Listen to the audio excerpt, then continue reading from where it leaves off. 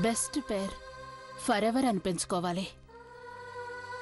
కొత్తగా ఇంకో కంపెనీ పెట్టినా రాని ఆనందం మీ ఇద్దరి కంపెనీ బావుందనిపించినప్పుడే నాకు హ్యాపీగా ఉంటుంది దేవా. నువ్వు చెప్పినట్టే నడుచుకుంటామమ్మా. ఈ ఇంటికి కోడలుగా ఎవరు వస్తారని ఎప్పుడు ఆలోచించలేదు. ఎందుకంటే మా అమ్మ ప్రతిరూపం రావాలని అందరం ఎప్పుడో ఫిక్స్ అయిపోయాం.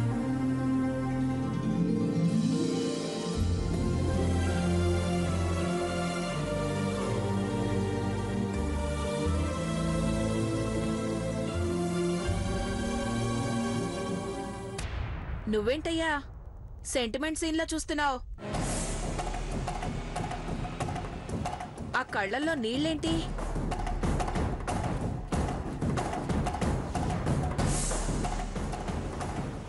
పార్వతికి అన్యాయం జరుగుతుంటే బాధేస్తుంది మేడం.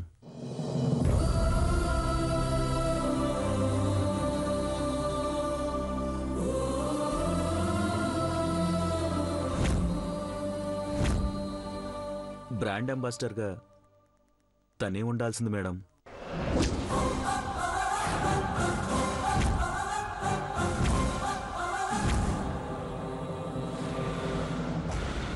పార్వతి వల్లే ఆ ప్రోడక్ట్ క్లిక్ అయింది.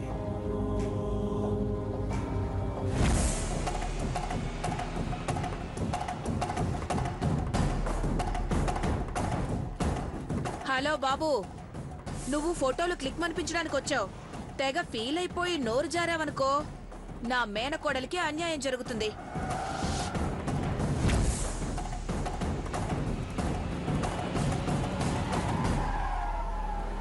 Shiva, are you ready? Shall we start the photo shoot? Yes, sir. Madam, please.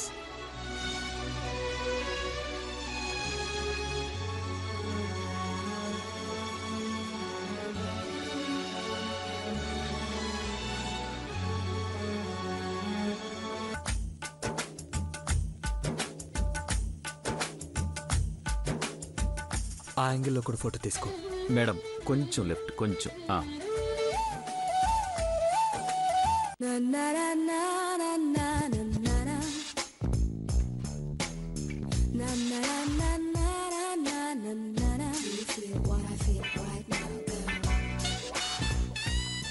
Okay, పర్ఫెక్ట్గా వచ్చాయి కదా శివ?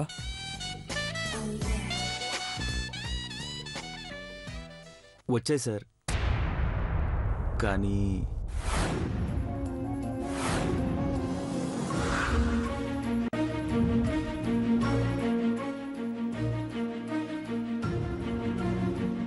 What happen Shiva?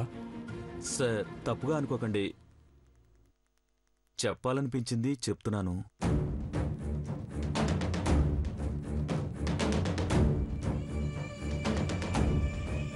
వీడి నోరు ఊరికే ఉండదనుకుంటా.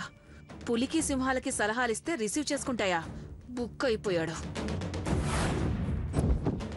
Come on, tell me Shiva. Tell me Shiva, herbal ప్రోడక్ట్లో నీ క్రెడిట్ కూడా షేర్ ఉంది, చెప్పు. Come on, tell me. Sir, ఇలా ఫోటోషూట్ చేయడం, పార్వతిని బ్రాండ్ అంబాసిడర్ పోస్ట్ నుంచి తప్పించడం పర్సనల్గా నాకైతే నచ్చలేదు సార్.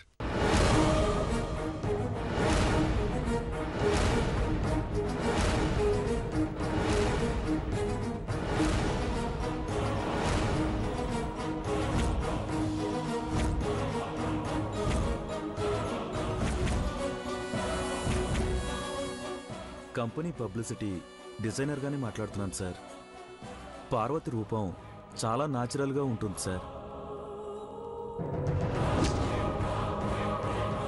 పల్లెటూరు అమ్మాయిలు మన ప్రోడక్ట్ని ఎక్కువగా కొంటున్నారు.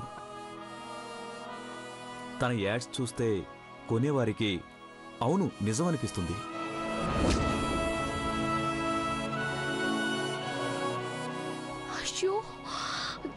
చంద్రముఖి మేడం గారు బ్రాండ్ అంబాసిడర్ పోస్ట్కి కరెక్ట్ కాదని కాదు, మనం తీసుకున్న నిర్ణయం కరెక్ట్ కాదేమో.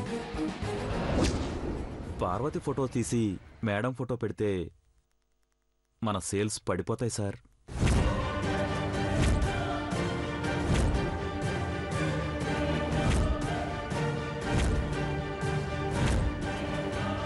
Shut up!